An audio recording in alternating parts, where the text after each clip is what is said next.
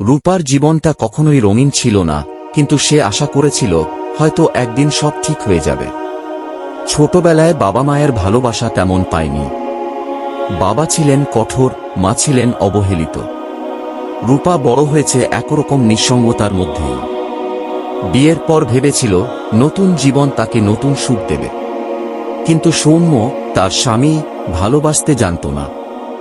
সংসারের দায়িত্ব পালন করত বটে, কিন্তু রূপার অনুভূতি, স্বপ্ন কিংবা কষ্টের কথা বোঝার চেষ্টাও করত না। দিন কেটে যেত, বছর পার হয়ে যেত, কিন্তু রূপার মনের মধ্যে জমে থাকা একাকিত্বের পাহাড়টা ক্রমশ উঁচু হতে থাকল। একদিন রূপা বারান্দায় বসে আকাশের দিকে তাকিয়ে দেখল একটা পাখি উড়ে যাচ্ছে।